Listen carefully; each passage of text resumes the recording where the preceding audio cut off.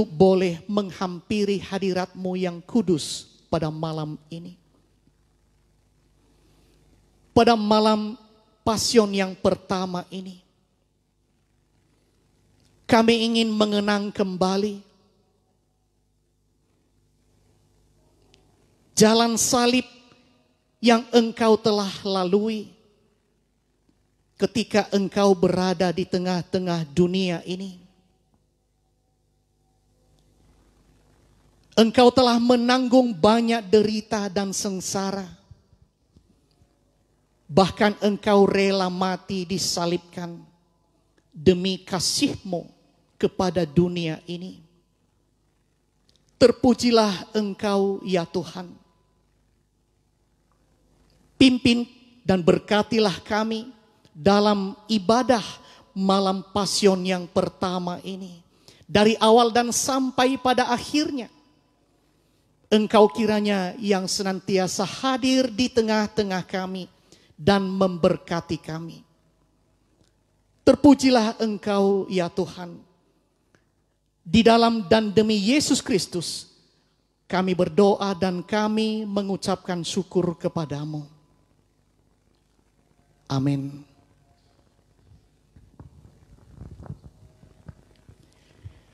Jemaat kekasih Tuhan, mari kita membuka Alkitab kita. Kita akan membacakan firman Tuhan dari surat Ibrani pasal 9 ayat 11 sampai 15. Mari ikuti dan simak bersama-sama. Demikianlah bunyi firman Tuhan. Kristus adalah pengantara dari perjanjian yang baru. Tetapi Kristus telah datang sebagai imam besar untuk hal-hal yang baik yang akan datang. Ia telah melintasi kemah yang lebih besar dan yang lebih sempurna, yang bukan dibuat oleh tangan manusia. Artinya yang tidak termasuk ciptaan ini. Dan ia telah masuk satu kali untuk selama-lamanya ke dalam tempat yang kudus. Bukan dengan membawa darah domba jantan dan darah anak lembu. Tetapi dengan membawa darahnya sendiri. Dan dengan itu, ia telah mendapat kelepasan yang kekal. Sebab, jika darah domba jantan dan darah lembu jantan, dan percikan abu lembu madu, percikan abu lembu muda menguduskan mereka yang najis, sehingga mereka disucikan secara lahiriah. Betapa lebihnya darah Kristus yang oleh roh yang kekal telah mempersembahkan dirinya sendiri kepada Allah sebagai persembahan yang tak bercacat. Akan menyucikan hati nurani kita dari perbuatan-perbuatan yang sia-sia. Supaya kita dapat beribadah kepada Allah yang hidup. Karena itu, ia adalah pengantara dari suatu perjanjian yang baru. Supaya mereka yang telah terpanggil dapat menerima bagian kekal yang dijanjikan. Sebab ia telah mati untuk menebus pelanggaran-pelanggaran yang telah dilakukan selama perjanjian yang pertama. Amin.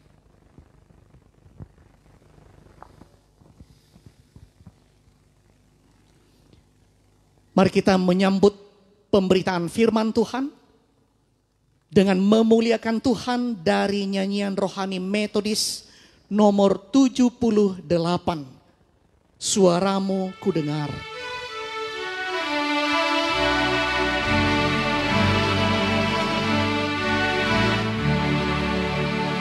Ku dengar suaramu memanggil diriku, supaya ku di Golgota dibasuh darahmu.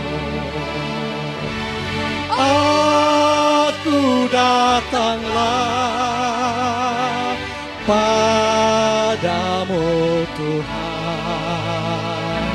dalam darahmu kudus sucikan diriku. Kendati ku lemah, tenaga kau beri, kau hapus aib dosaku, hidupku pun bersih. Aku datanglah padamu Tuhan, dalam darahmu kudus sucikan diriku. Kau panggil diriku supaya ku kenal iman, harapan yang teguh, dan kasih-Mu kekal. Aku datanglah padamu Tuhan, dalam darahmu kudus sucikan diriku.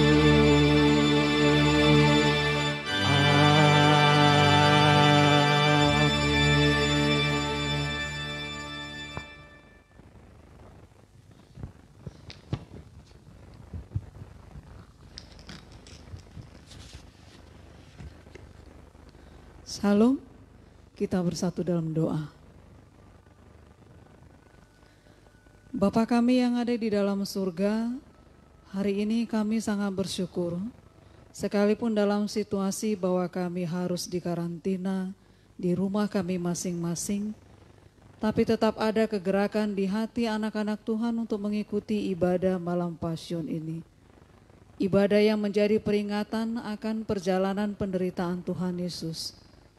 Penderitaan yang bukan asal menderita, tapi penderitaan yang dilakukan oleh orang benar, orang yang berkenan kepada Allah, untuk boleh menjadi tumbal, menjadi jalan keselamatan bagi semua orang berdosa, sehingga dimurnikan dan disucikan, dan dilayakkan untuk menerima bagian dalam kerajaan-Mu.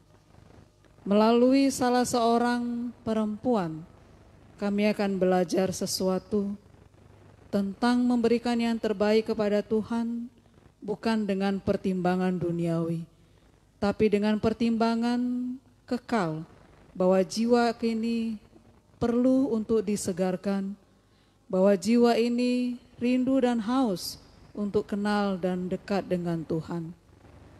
Maria mengalami perjumpaan pribadi. Maria lebih memahami dan mengerti, dan bahkan memberikan respon akan pengajaran yang sudah diterima dan yang sudah didengarnya dari Yesus. Hari ini kami akan belajar tentang itu. Biarlah Tuhan menolong kami, baik yang ada di tempat ini maupun di rumahnya masing-masing, untuk beroleh berkat rohani dari firman Tuhan yang akan kami dengarkan bersama. Hanya di dalam nama Yesus Kristus kami telah berdoa dan mengucapkan syukur. Amin. Keluarga besar Gereja Metodis Indonesia, Jemaat Anugerah yang dikasihi Tuhan, malam Pasyun pertama dari Yohanes pasal 12 ayat 1 sampai 11. Kita akan membacakannya bersama-sama. Saya dari tempat ini, ibu bapak yang ada di rumah, bersama dengan keluarganya di rumahnya masing-masing. Kita membacakannya bersama-sama, kita mulai di dalam nama Yesus. Yesus diurapi di Betania. 6 hari sebelum Paskah, Yesus datang ke Betania, tempat tinggal Lazarus yang dibangkitkan Yesus dari antara orang mati. Di situ diadakan perjamuan untuk dia dan Marta melayani, sedang salah seorang yang turut makan dengan Yesus adalah Lazarus. Maka Maria mengambil setengah kati minyak narwastu murni yang mahal harganya, lalu meminyaki kaki Yesus dan menyekanya dengan rambutnya, dan bau minyak semerbak di seluruh rumah itu. Tetapi Yudas Iskariot, seorang dari murid-murid Yesus yang akan segera menyerahkan dia, berkata, "Mengapa minyak narwastu ini tidak dijual 300 dinar dan uangnya diberikan kepada orang-orang miskin?" Hal itu dikatakannya bukan karena ia memperhatikan nasib orang-orang miskin, melainkan karena ia adalah seorang pencuri. Ia sering mengambil uang yang disimpan dalam kas yang dipegangnya. Maka kata Yesus, "Biarkanlah dia melakukan hal ini mengingat hari penguburanku.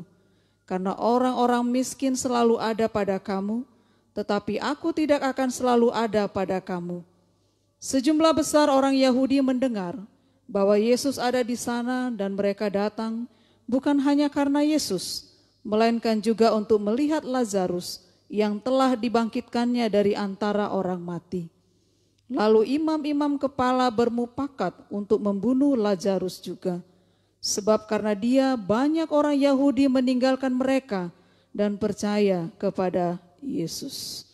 Amin. Diberkatilah yang mendengar dan yang ikut membaca firman Tuhan. Jemaat yang diberkati Yesus, di setiap daerah pasti ada tradisi yang baik. Entah suku apapun dia, pasti ada kebiasaan-kebiasaan yang baik. Dan kebiasaan itu walaupun zaman sudah canggih, tetap diupayakan terpelihara dengan baik. Saya mengangkat salah satu tradisi masyarakat atau suku Nias yang masih kental sampai sekarang. Artinya saya katakan kental sampai sekarang bukan hanya yang masih ada di kepulauan yang melakukan itu. Tapi beberapa keluarga jemaat yang sudah keluar dari pulau itu masih melakukan tradisi ini. Khususnya bagi mereka yang baru pertama kali bertamu ke rumah mereka. Salah satu tradisi yang terkenal itu adalah Fame Vegiro. Itu artinya berbagi makanan kepada saudara atau tetangga. Jadi kalau seperti saya awalnya, waktu mau diperkenalkan, mau menjadi menantu orang Nias, ada disiapkan di makanan yang bukan asal makanan. Ya memang di sana pastilah lebih banyak kerbau pendek dan juga ayam. Tapi sebelum misalnya saya diundang makan, sebelum saya memakannya, sudah ada datang dulu makanan itu ke rumah. Kemudian kalau saya sudah bertamu, sudah dijamu makan, saya dibontoti lagi dengan makanan itu. Nah ketika saya membukanya itu, makanan itu bukan sisa dari misalnya dari piring saya atau dari mangkuk yang dipersiapkan. Tetap ada kepala, tetap ada paha kalau dia ayam. Tetap dia utuh, hanya saja sudah dipotongi. Dan itu bukan ayam betina yang sudah bertelur, tapi ayam jantan. Kemudian kalau dia memotong anak babi, dia bukan anak babi yang di atas 30, tapi yang masih di bawah 10 kilo. Bahkan kadang yang masih berusia 3 bulan. Jadi benar-benar yang terbaik yang diberikan, yang dibagikan kepada orang yang datang bertamu.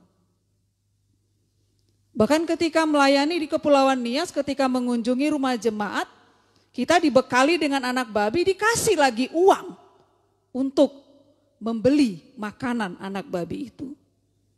Ya kalau saya pikir-pikir kehidupan mereka saja sudah susah, tapi menyambut orang yang baru pertama kali mereka bisa memberikan yang terbaik. Jadi tradisi itu masih berlaku sampai sekarang. Jadi kalau kita yang sudah bertamu, sudah dibontoti, maka biasanya kita akan melihat tetangga. Jadi tetangga ini kan tidak semuanya ada hubungan darah, hubungan famili dengan kita. Tapi makanan itu dibagi. Artinya ikut merasakan kebahagiaan bahwa dia beroleh sesuatu. Dan orang lain pun bisa merasakan kebahagiaan itu. Jadi tradisi Vegero ini mengingatkan untuk tidak selalu berpusat kepada diri sendiri. Dan tradisi yang sama ini menjadi peringatan karena manusia yang sudah jatuh dalam dosa, tabiatnya adalah berdosa, maka cenderung dia berpusat pada dirinya sendiri dan mengabaikan yang lain. Bukankah kadang ketika kita sudah mengalami kemakmuran kita juga melupakan keluarga kita yang berkekurangan? Keluarga kandung yang saya maksudkan. Ya kalau kita sejahtera ya keluarga kita sejahtera. Kita tidak berbagi kepada keluarga kita yang tidak mampu. Jadi inilah tradisi yang baik itu. Walaupun dia dibagi dalam bentuk makanan. Nah kalau melihat pembacaan firman Tuhan hari ini ada 3 gambaran manusia di dalam menyangkal diri tentang Yesus. Mari kita perhatikan dengan sebaik-baiknya di manakah posisi kita. Gambaran manusia pertama, penilaian mereka akan Yesus itu diwakili oleh imam kepala dan tua-tua bangsa Yahudi yang diwakili oleh Kayafas. Jadi imam kepala dan tua-tua bangsa Yahudi ini adalah golongan orang-orang yang sangat dengki, sangat iri kepada Yesus. Jadi dengan segala intrik, dengan segala kelicikannya mereka akan mencari cara bagaimana caranya menangkap Yesus. Dan bagaimana untuk membunuh Yesus. Jadi artinya Yesus ini memang suatu sosok yang sangat mereka benci. Bukan karena kejahatannya, tapi karena pengajarannya yang benar. Ya kalau kita mau jujur secara logika manusia biasa, sebenarnya yang disampaikan oleh Yesus itu kan semua benar. Bagaimana cara hidup imam kepala dan tua-tua bangsa Yahudi, bagaimana cara hidup orang ahli-ahli Taurat. Tapi dalam prakteknya hidup mereka tidak sepadan, tidak sejalan dengan apa yang mereka beritakan. Bahkan Yesus juga membela hak orang-orang yang tersisi. Orang-orang yang disepelekan, orang-orang yang dianggap tidak layak untuk menerima keselamatan. Jadi pengajaran Yesus itu salah kalau memang salah, benar kalau memang benar. Jadi tipe Yesus ini bukan seperti orang imam kepala dan tua-tua bangsa Yahudi yang hanya yes man. Itulah yang membuat melatar belakangi imam kepala dan tua-tua bangsa Yahudi sangat membenci Yesus. Karakter kedua yang belum menyangkal dirinya untuk menerima Yesus. Walaupun sangat dekat dengan Yesus. Yudas Iskariot. Nanti di malam Pasion ketiga kita akan dikupas lebih dalam lagi mengenai pengkhianatan dari Yudas Iskariot. Yudas Iskariot itu berpikir bahwa Yesus itu punya nilai jual.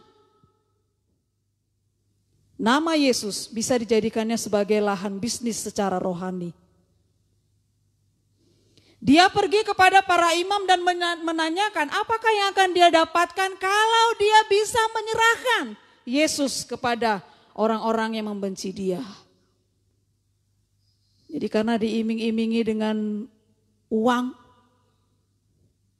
akhirnya dia pun rela mengkhianati gurunya sendiri.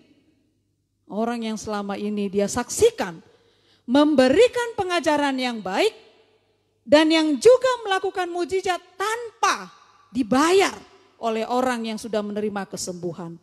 Tapi Yudas memanfaatkan ini. Yesus itu dalam dunia pasar, penelitian pasar, punya nilai komersil untuk dijadikan sebagai lumbung duit, menumpuk kekayaan. Jadi dalam hal ini sama seperti khotbah kemarin, Yudas itu gagal mengenal Yesus. Pikirannya gagal mengadopsi pikiran Yesus. Padahal setiap hari bersama-sama dengan Yesus. Nah yang ketiga yang sudah menyangkal diri, yang memberikan pengertian siapa Yesus itu adalah Maria. Bagi Maria, Yesus itu adalah sosok yang dikasihinya. Jadi tindakannya dengan mencurahkan minyak narwastu murni yang mahal ke kepala Yesus itu mengundang kemarahan dan dianggap sebagai pemborosan. Apalagi Yudas. Yudas ini kalau istilah zaman dulu materialistis. Jadi bukan hanya perempuan yang dikatakan sebagai cewek matrik. Laki-laki pun ada yang menjadi cowok matrik. Jadi penilaian para imam, kepala tua-tua Yahudi dan Yudas Iskariot itu, Yesus tidak pantas mendapatkan penghormatan oleh siapapun, termasuk oleh Maria. Jadi kasih Maria kepada Yesus itu melampaui apa yang dipikirkan orang lain. Ketika dia juga menyekanya dengan mahkotanya, rambutnya yang pada saat itu tidak sembarangan terurai rambut seorang perempuan. Tapi Maria meletakkan harga dirinya. Jadi artinya kalau secara gamblang saya mengatakan harga diri gak dibawa ke surga. Hidup yang berkenanlah yang dibawa ke surga. Bukankah karena harga diri juga kita bisa bersinggungan dengan orang lain? Bukankah karena harga diri juga banyak keluarga Kristen yang tidak harmonis? Apakah dia suami istri? Apakah dia sebagai anggota jemaat? Apakah dia sebagai orang yang percaya? Dan yang katanya mengasihi Yesus. Maria tidak pernah punya pikiran dan tidak pernah merasa rugi untuk memberikan apa yang terbaik, bahkan yang termahal. Bukan karena dia orang mampu. Gajinya pun mungkin tidak ada 5 juta ke bawah. Jangan-jangan 1 juta ke bawah. Itu pun kalau dia sebagai pegawai. Kalau dia mocok-mocok, belum tentu dia dapatkan itu dalam 1 bulan. Jadi pemuka agama Yudas Iskariot dan Maria memiliki cara pandang yang sangat mencolok. Dan kita harus jujur bahwa sikap-sikap seperti ini yang mewakili pemuka agama, yang mewakili Yudas Iskariot, yang mewakili Maria masih ada walaupun dalam bentuk yang berbeda. Ada. Inilah yang difirmankannya kepada kita malam ini. Bahwa rencana keselamatan Allah itu ternyata harus terbungkus dengan intrik, dengan kejahatan. Dengan cara dan upaya yang dilakukan oleh orang-orang yang resek kepada Yesus. Rencana keselamatan Allah untuk manusia melalui diri Yesus diawali dengan rencana jahat orang-orang yang sudah mendengar pengajaran Yesus. Bahkan yang sudah menyaksikan mujizat yang dilakukan oleh Yesus. Yang lebih ekstrim lagi, yang mengkhianati Yesus.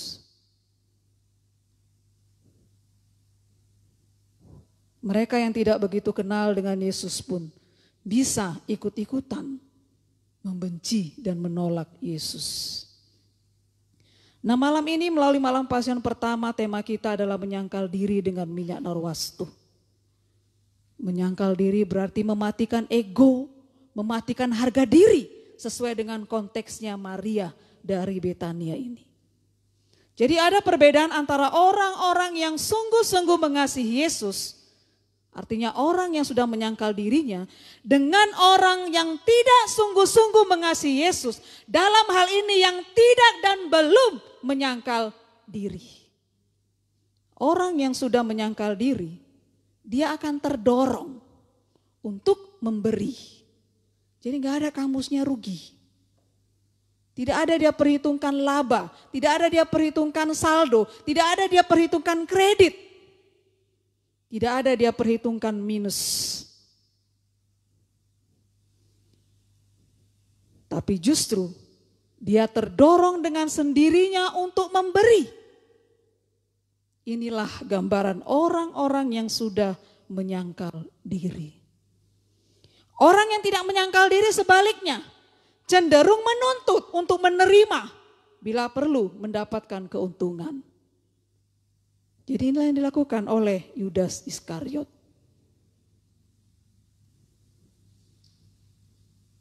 Saudaraku yang dikasihi Yesus, setengah kati itu sama dengan 273 gram. Yang terbuat, minyak narwastu ini terbuat dari akar jenis tumbuhan yang biasanya disimpan di dalam buli-buli yang terbuat dari pualam putih yang juga mahal harganya. Dan itu hanya dipakai pada saat-saat tertentu. Sama kalau kita punya parfum, kalau udah sore mungkin karena di rumah gak usah lagi lah, sayang. Tapi kalau kita beraktivitas dari pagi sampai sore, artinya di tempat pekerjaan barulah kita pakai parfum. Jadi memang parfum ini, minyak narwastu ini hanya dipakai pada saat-saat tertentu. Dan itu pun hanya bisa dibeli oleh orang-orang yang mampu, yang punya duit. Jadi minyak yang dipakai oleh Maria untuk mengurapi Yesus sama nilainya dengan upah kerja selama 300 hari. Dalam hal ini 10 bulan. Karena upah kerja sehari itu adalah 1 dinar. Jadi itu merupakan satu pengorbanan materi yang sangat besar yang diberikan oleh Maria. Jadi Yudas yang tidak tulus, yang tidak lulus-lulus mengadopsi pikiran Yesus, menganggap bahwa tindakan Maria itu adalah tindakan pemborosan. Tetapi Maria yang sudah terbuka mata hatinya, dia memberikan respon atas pengajaran Yesus. Jadi dalam hal ini kita dikoreksi, seluruhnya kita dikoreksi. Karena kita adalah wadahnya keluarga besar Jemaat GMI Anugerah. Kita dikoreksi.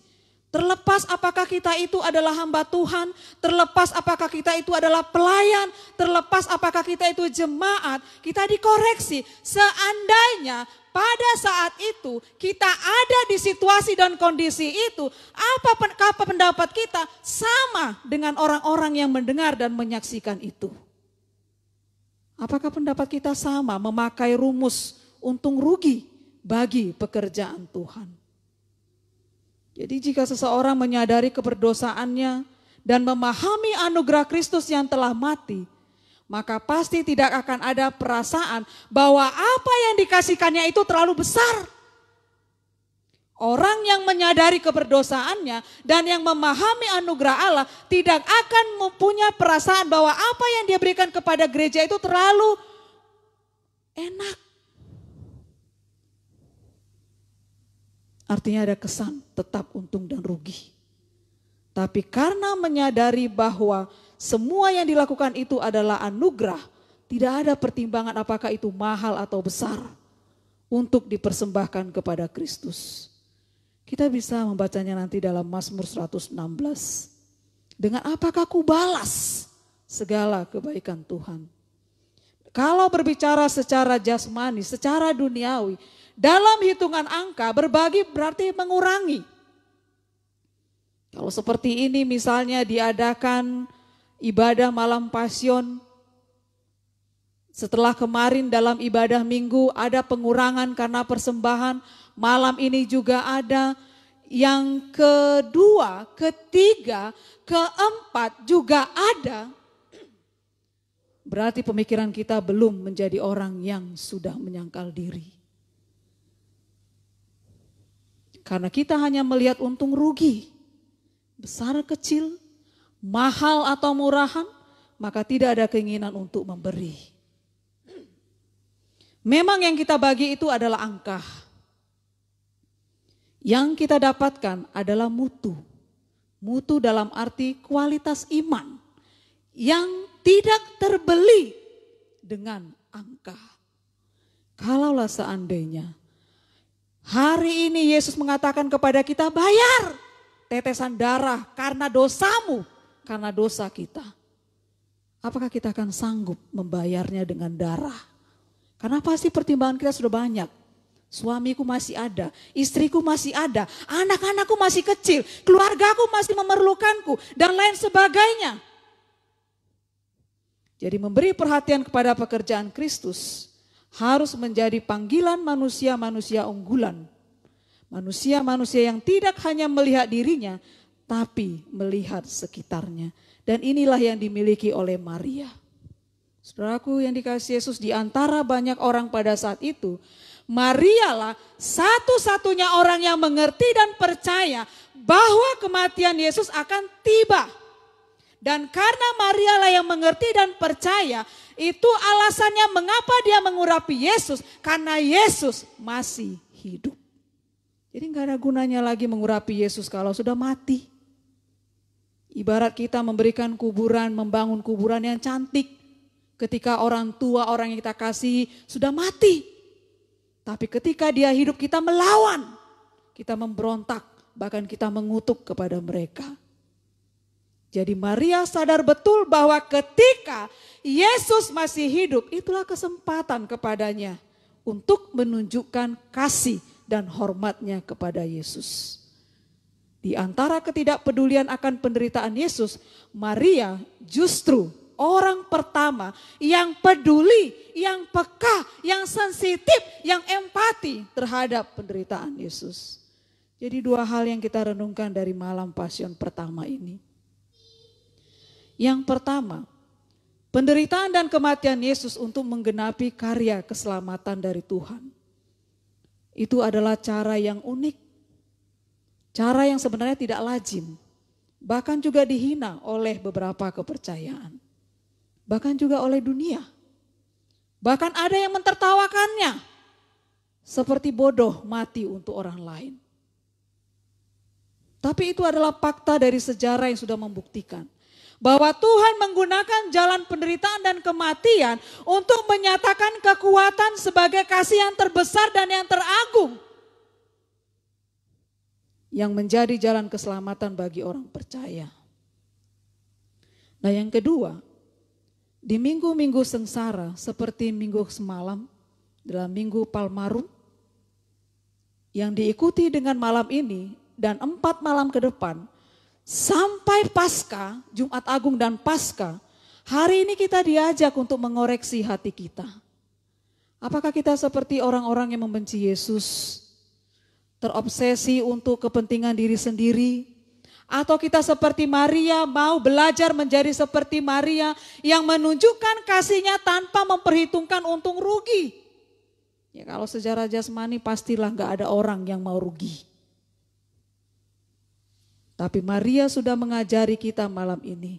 Justru dia bukan hanya memberi, tapi memberikan yang terbaik.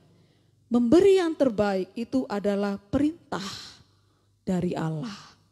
Karena memberi yang terbaik itu karena ada kesempatan, ada kemampuan dan ada kemauan. Dan juga karena ada dorongan Roh Kudus. Jadi memberi bukan akan membawa kita pada kemiskinan. Tapi sekali lagi kita memberi perhatian kepada pelayanan Kristus, pekerjaan Kristus. Karena kita ingin memuliakan Dia. Amin. Kita berdoa. Terima kasih Bapa di surga, kalau hari ini firman-Mu sudah mengingatkan kami kembali. Apakah waktu, apakah persembahan, apakah diri kami ataupun pelayanan kami adalah yang terbaik yang sudah kami berikan kepadamu. Atau mungkin ada sesuatu yang kami harapkan dari kesemuanya itu. Bapa di surga, belajar dari Maria, apakah kami mengerti dan memberikan respon akan banyaknya pengajaran atau firman Tuhan yang sudah kami dengar. Ataukah kami menjadikan-Mu sebagai kesempatan untuk mengeruk sebanyak-banyaknya. Atau kami seperti Maria yang boleh memberikan apa yang dimilikinya di luar kemampuannya sebagai seorang perempuan biasa. Tapi dia mempersembahkan yang wangi, yang harum, yang terbaik kepada Tuhan. Bapa di surga, biarlah melalui malam Pasion pertama ini, kami boleh jujur pada diri kami masing-masing. Bahwa seringkali kami memberikan yang sisa, bahkan kami memberikannya dengan terpaksa. Ampunilah bila pikiran kami belum bisa menangkap maksud dari kebenaran firman-Mu. Berikanlah kesempatan itu kepada kami mumpung kami masih hidup. Hanya ketika kami masih hiduplah kami bisa menerima dan dikoreksi oleh firman Tuhan. Yang terbaik yang kami lakukan untuk Tuhan, karena ada dorongan Roh Kudus-Mu. Bukan karena kami berlebih, tapi karena kami menyadari anugerah Tuhan. Bukan karena kami suka memberi atau karena pelit, tapi karena kami menyadari keberdosaan kami, yang tidak bisa kami bayar dengan menggantikan apapun dalam bentuk apapun, kasih dan pengorbanan Tuhan. Diberkatilah mereka yang telah mendengarkan firman-Mu, keluarga mereka dan anak cucu mereka dimanapun berada, pekerjaan bagi yang masih bekerja, dan juga kesempatan untuk beristirahat bagi yang sudah menikmati masa-masa pensiun mereka. Dan juga bagi anak-anak kecil yang ikut diajak oleh orang tuanya untuk mengikuti ibadah malam Pasion ini. Tuhan berkenan, Tuhan menatap dan Tuhan memandang keluarga jemaat-Mu satu persatu. Di dalam nama Yesus kami juga bermohon, berikanlah kesehatan yang baik kepada mereka. Jauhkanlah hal-hal yang tidak berkenan, supaya mereka selalu sehat dan semangat menjalani masa social distancing ini. Itu juga menunjukkan supaya jemaat-Mu adalah jemaat yang patuh dan tunduk pada pemerintah. Karena pemerintah juga adalah wakil Allah, sama seperti Tuhan mengutus hamba-hamba-Mu ke tempat ini. Terima kasih Yesus, terima kasih Bapa, terima kasih Roh Kudus. Amin.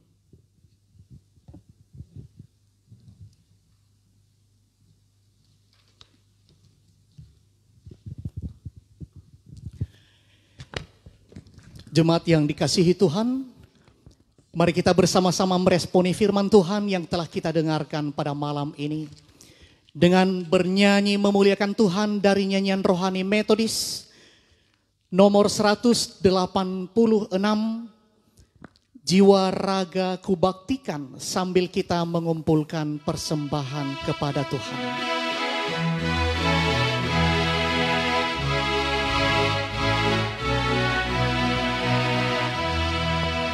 Jiwa raga ya Tuhan, padamu ku baktikan, dan sepanjang umurku aku jadi hamba-Mu, aku jadi hamba-Mu.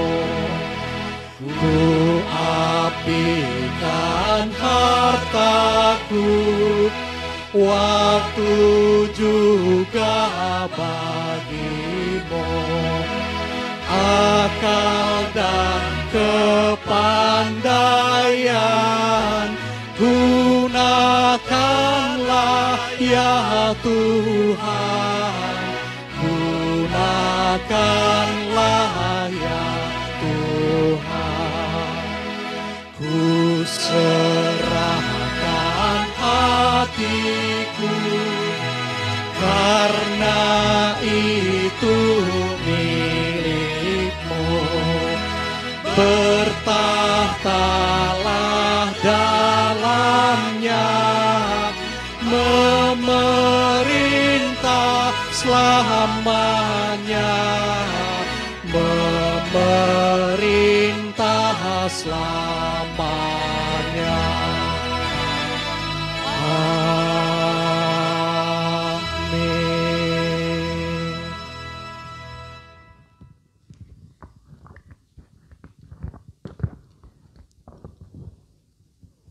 Jemaat yang dikasihi Tuhan, kita akan berdoa syafaat pada kesempatan ini.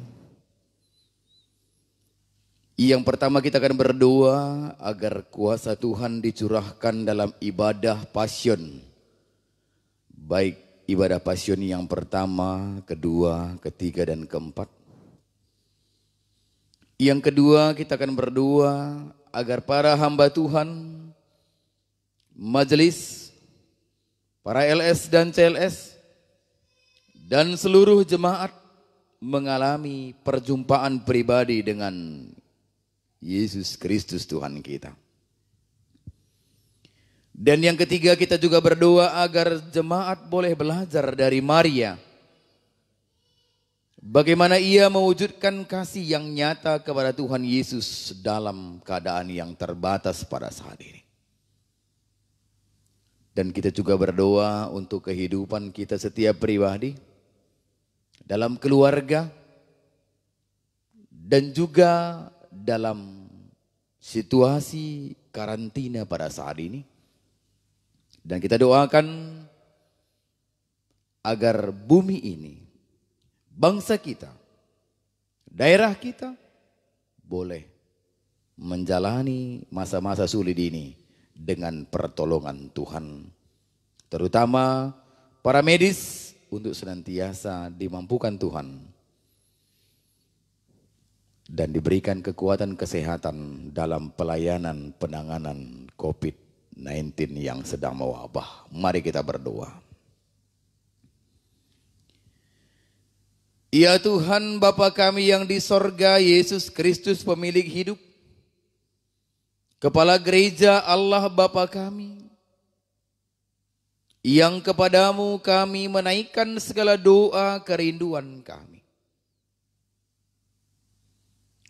adalah menjadi sebuah momen yang begitu penting bagi kami dalam memasuki masa-masa passion.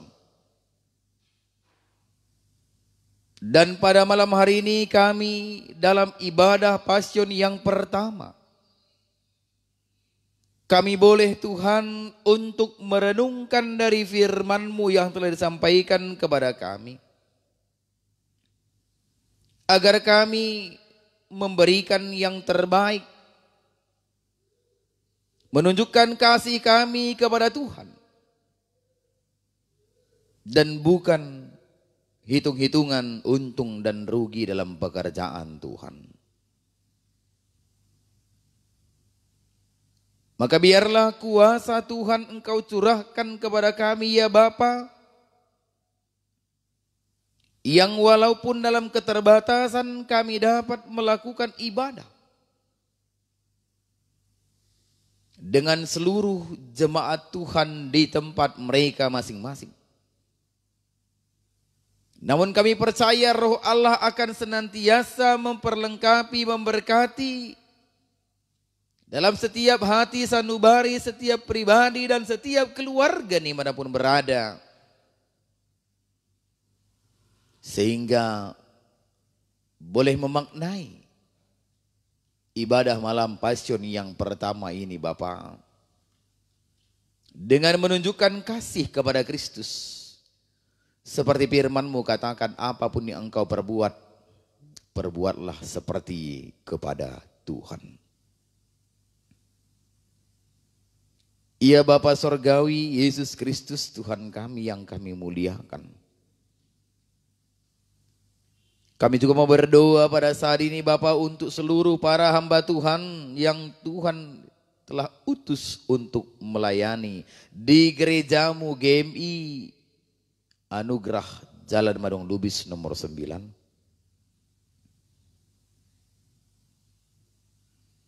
Demikian juga dengan kepada seluruh para majelis LSLS dan juga seluruh jemaat, baik para kaum Usinda, P2MI, PWMI, P3MI, PRMI dan sekolah minggu. Biarlah boleh mengalami perjumpaan pribadi dengan Tuhan Yesus Kristus yang telah menunjukkan kasih penyelamatan yang sempurna kepada kami umat-Mu yang berdosa ya Bapa. Dan Tuhan pakai senantiasa para hamba Tuhan yang Tuhan percayakan mengambil bagian dalam pelayanan di tempat ini dalam situasi yang tidak mendukung sekalipun. Kami senantiasa bersemangat dan benar-benar mempertaruhkan segala sesuatunya kepada Tuhan. Dengan pengalaman perjumpaan dengan Yesus Tuhan kami, kami boleh diubahkan. Dan pemahaman kami boleh diluruskan bagaimana kami mengikut Yesus dengan ketulusan dan bukan dengan sesuatu keinginan-keinginan pribadi. Dalam keterbatasan persekutuan kami pada saat ini Bapa, karena menjalani masa-masa karantina, maka biarlah tetap semangat itu ada dalam hati setiap pribadi untuk bertemu dengan Kristus.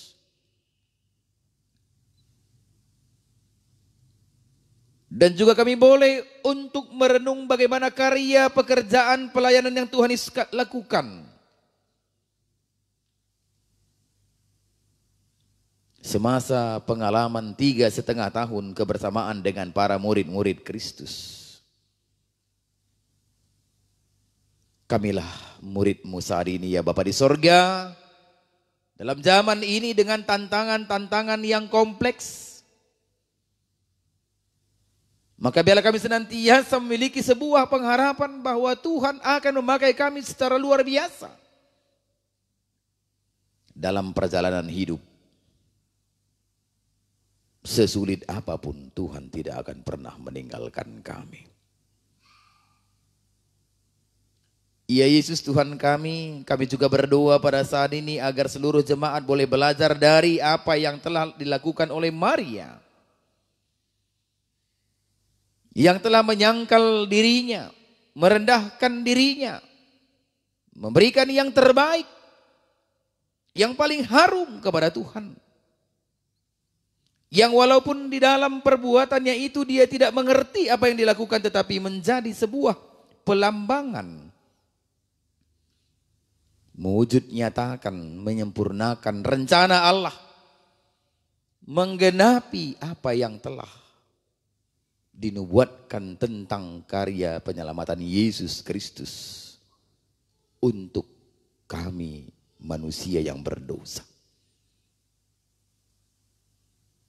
Maka biarlah kami juga Tuhan boleh melakukan itu dalam keterbatasan pada saat ini, keadaan yang memaksa, wabah yang membuat ruang gerak kami terbatas. Tetapi itu tidak menutup sebuah peluang untuk boleh kami berkarya di dalam penyertaan Tuhan. Untuk boleh kami berbagi kasih. Untuk boleh kami mengharumkan nama Tuhan. Untuk boleh kami dipakai menjadi alat yang mulia di tangan Tuhan.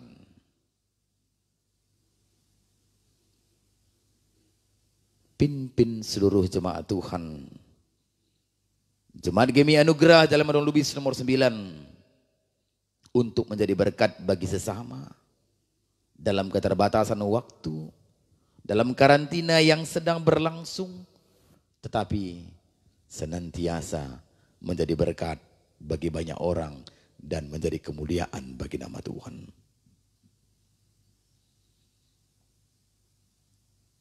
Ya Tuhan Bapa kami yang di sorga, kami juga berdoa pada saat ini ya Bapa untuk bangsa dan negara kami, untuk Sumatera Utara, untuk Kota Medan, untuk para pemerintah kami, para medis yang dalam penanganan COVID-19. Maka biarlah semuanya boleh bahu-membahu untuk bekerja sama. Memutus mata rantai persebaran penyakit yang mewabah pada saat ini Bapa di sorga.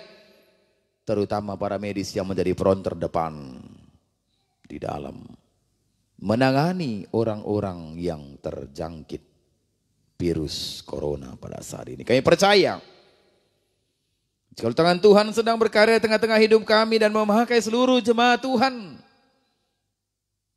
maka kami akan terhindar Bapa di sorga dan boleh melalui ini semua dengan anugerah dan pertolongan Tuhan, dan kami beroleh kekuatan kesehatan yang daripada Tuhan. Bapa di sorga kami juga berdoa Tuhan untuk ibadah Passion berikutnya. Ibadah malam Passion yang kedua, ketiga dan keempat. Bahkan sampai ibadah Jumat Agung dan ibadah Paskah. Itu boleh kami lakukan dengan tidak mengurangi makna dari peribadatan kami, persekutuan kami. Walau tidak dapat kami lakukan secara berjemaah, tetapi Tuhan senantiasa hadir dalam setiap ibadah-ibadah baik tengah-tengah keluarga jemaat Tuhan dimanapun mereka berada, bahkan di tempat ini ya Bapa di surga. Terima kasih Tuhan, terima kasih. Biarlah kami boleh menyangkal diri kami dan melakukannya segala sesuatu adalah untuk Tuhan, untuk kemuliaan Tuhan, untuk pekerjaan Tuhan. Terpuji termulia nama-Mu ya Tuhan Yesus. Sempurnakan doa kerinduan kami dan terimalah kami melalui doa kami. Kami datang kepadamu dalam satu nama yang mulia, yaitu Yesus Kristus, Tuhan penebus kami yang hidup. Amin.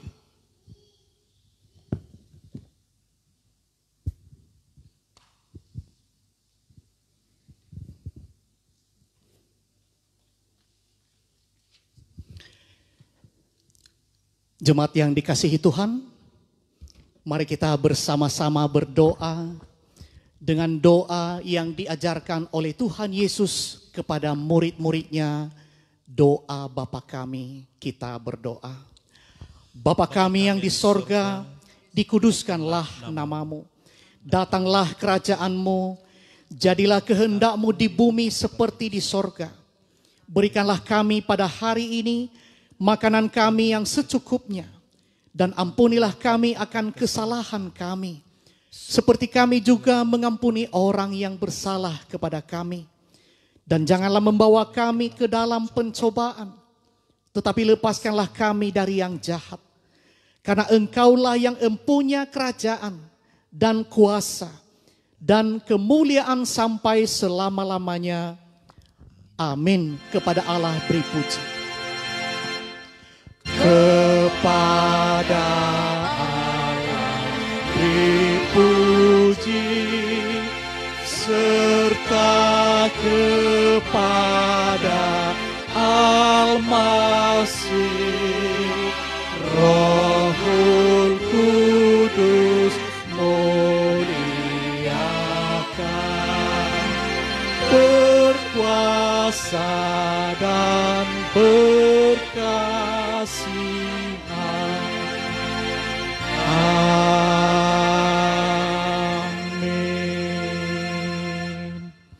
Terimalah berkat Tuhan. Kiranya Allah sumber segala kasih karunia, yang telah memanggil kamu dalam Kristus kepada kemuliaan-Nya yang kekal, memberkatimu dengan melengkapimu, meneguhkanmu, menguatkanmu, dan mengokohkan kamu sesudah kamu menderita seketika lamanya. Dialah yang empunya kuasa sampai selama-lamanya. Amin. Bapa, terima kasih.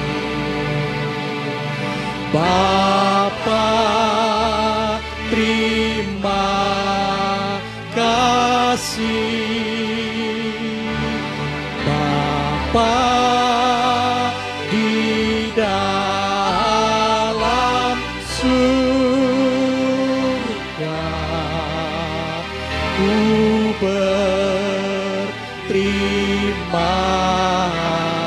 kasih.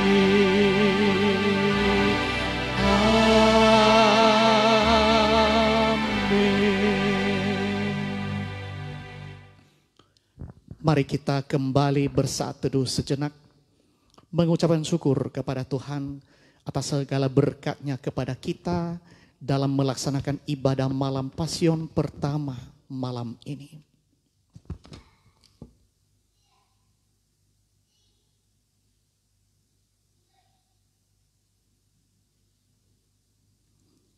Saat teduh selesai. Salam Bapak Ibu Jemaat GMI Anugerah Kekasih Tuhan. Selamat malam dan Tuhan Yesus memberkati kita semua. Sampai kita berjumpa lagi besok malam pada kebaktian malam Pasion yang kedua di gelombang yang sama. Bye-bye.